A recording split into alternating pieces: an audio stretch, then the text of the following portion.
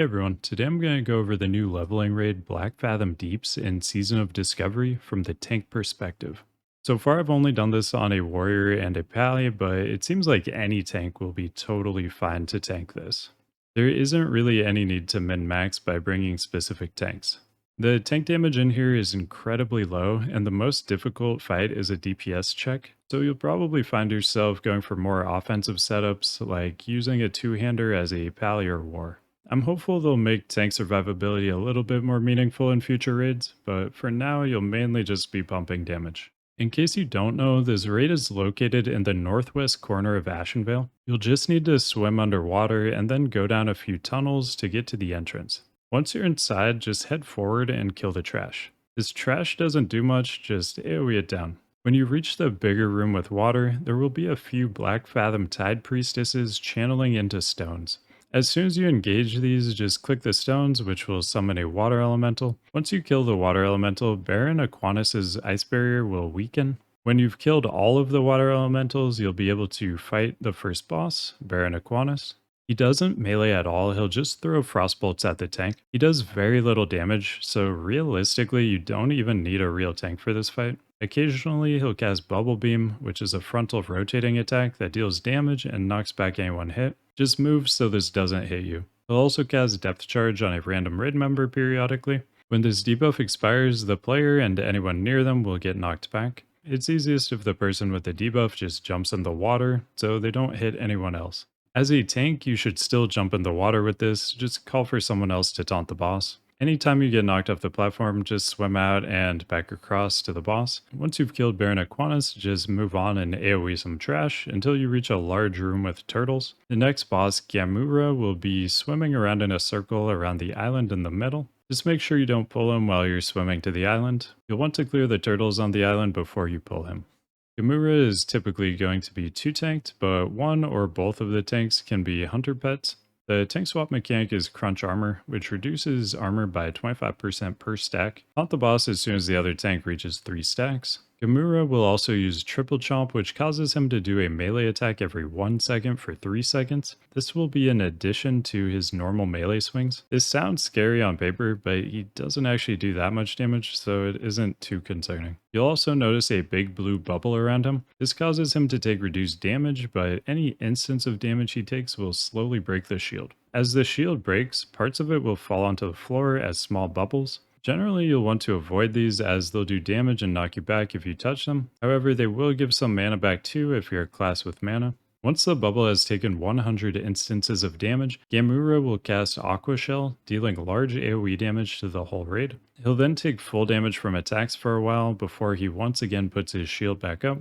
Just rinse and repeat till he's dead. To get to the next boss, swim toward the northwest part of the room. You'll fight some trash in the water, and then swim underwater to enter a cave. Pull the trash on each side here while being careful not to pull the boss early. Lady Cereves is the next boss. She'll have a Black Fathom Elite with her, but most groups will choose to ignore this and just have an off-tank pick it up. The Black Fathom Elite has a cleave, but it does pretty low damage. Ideally face it away from people, but it isn't the end of the world if one cleave hits someone. It will also cast a stacking bleed that can deal a lot of damage at high stacks.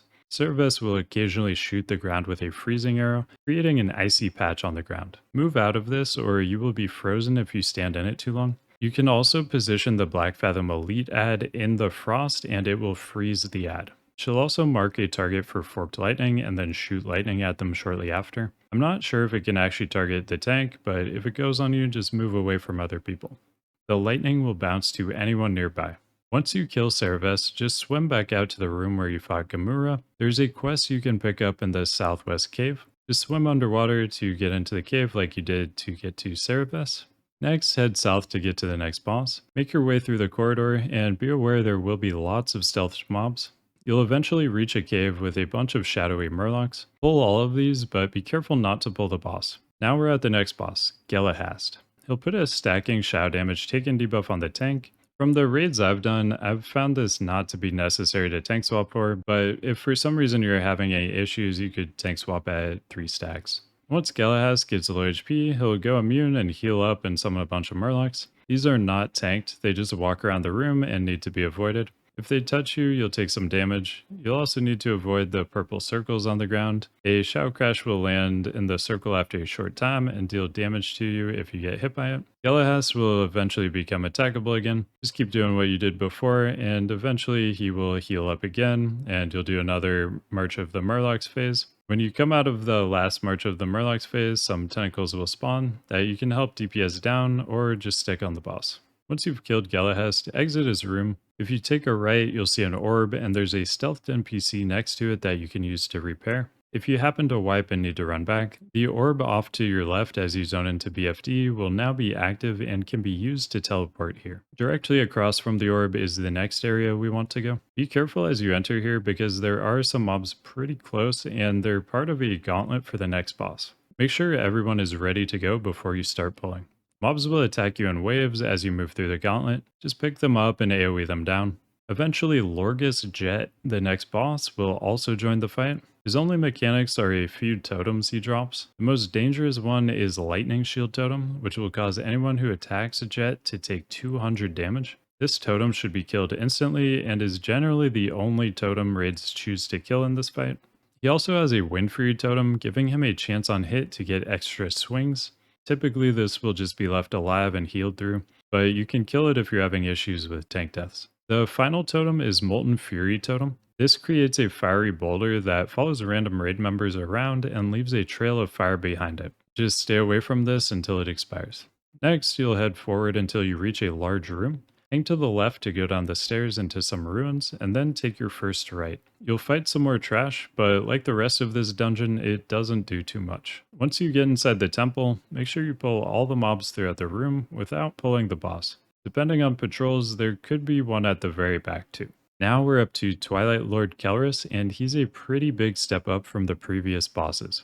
Phase 1 of this fight is all about interrupts. He has two interruptible abilities, Mind Blast and Shadowy Chains. Shadowy Chains will do high damage to the person targeted and chain from them to others nearby. It will also put a dispellable dot and slow on each player hit that should be removed. Mind Blast will just do direct damage to the person it's cast on. Set up an interrupt order for these and be vocal about interrupts to try to get them all. Kelris also periodically picks the two closest people for sleep, but the same people can't be chosen twice, so this can eventually go unranged. Or you can force it onto range early by having them stand on the boss. When picked for sleep, you'll phase into the sleep realm and see a bunch of ads around. Kill these until a portal spawns and click on it to exit. Sleep will hit tanks too, but it isn't a big deal. At 35%, Kelris will enter phase 2 and become uninterruptible. I recommend pre-potting a shadow protection pot before the fight starts and then popping a free action potion when phase 2 begins. The free action potion will make you immune to shadowy chains, so the fight becomes significantly easier if your whole raid has both a shadow protection pot and free action pot, because they'll take little or no damage from shadowy chains the entire phase 2. Once FAP wears off, you should have people spread out to reduce how many people are getting hit by shadowy chains. The tank and melee can either form a 3 or 4 point spread. The boss will have a pretty big hitbox at this point, so make sure to use that. Allies can also look to use Blessing of Freedom to remove shadowy chains. Pump as much damage as you can here. This phase is all about killing him before your healers get overwhelmed. Once you've killed Kelris, you'll need to click the small fires of Akumai bowls on the 4 corners around the statue in the middle of the room. Ads will spawn each time you click one, so you'll generally want to space out clicking them, but a good group could do most or all of them at once. Once all 4 fires are lit, the door will open and you will fight some turtles. Now you've reached the final boss, Akumai. Phase 1 will last until 50%. During this phase, you'll use 3 abilities. The first is Hateful Bite, which does damage to the highest threat in melee range that isn't the main tank. So the off tank should make sure they're second highest on threat. If needed, the OT can taunt and then have the MT taunt back to get to second highest. Akumai will also use Corrosive Bite, which will apply a stacking damage over time debuff called Corrosion. You'll see 4 stationary water elementals around the room, and standing near these will slowly remove your corrosion stacks. However, after removing the stacks, the water elemental will explode into ads and leave behind a ground effect. Anyone who goes into the ground effect will get stacks of corrosion, so stay away from it. Do not enter the ground effect to pick up ads, let them come out of it to you. The ads have low HP and should be cleaved down on Akumai. They do nature damage melees, so armor is not important for them and they cannot be blocked. We typically have the tank cleanse at 4 stacks. Akumai's Final Phase 1 ability is Corrosive Blast. He'll cast this in the direction of a random player, and after 3 seconds, he'll do a frontal cone. Just watch out for this. The breath will apply a stack of corrosion every second to every player it hits. At 50%, Akumai will run to where he started if you moved him at all, and take 99% reduced damage for a bit until he turns into a Void Hydra. Once his form changes, he'll lose his old nature damage abilities and gain some new shadow ones. He'll still cast Hateful Bite in this phase, so the OT should try to stay on top of Akumai as best they can while still picking up adds if you choose to spawn any. Instead of Corrosive Bite, he'll now cast Void Fang, which is similar but does shadow damage and applies a debuff that reduces max HP by 10% and increases shadow damage taken by 25% per stack. Cleansing stacks in this phase will summon a single Void Elemental that gains a stacking buff for each stack that was cleansed. Once again, cleansing it will cause a ground effect that gives stacks of the debuff if you move into it, so let the add come out of the ground effect to you. To handle the debuff, you can tank swap at 3 stacks and have people beyond the MT and OT take some of them. If you do this, you never have to cleanse stacks. Allies can also bubble off the debuff. You can also have the MT just cleanse every time it gets to 3 stacks, and the OT can pick up the add. The add does very little damage to the tank, but they'll shoot shadow bolts at raid members. They have a good amount of HP, so I recommend you don't kill them and just hold on to them until the fight is over if you choose to spawn them. They're easy to deal with, so any strat will work fine. Akumai will also replace Corrosive Blast with Void Blast. Same deal as before, just move out of the way while he's casting this or you'll get stacks of the debuff. Alright, that should be everything you need to know to hop into your first Black Fathom Deeps raid and have a successful run. If you like what I do and want to support me, you can like, comment, and subscribe. I also stream most days on Twitch at twitch.tv/subtlefw, so check me out there. Thanks for watching and see you in the next one.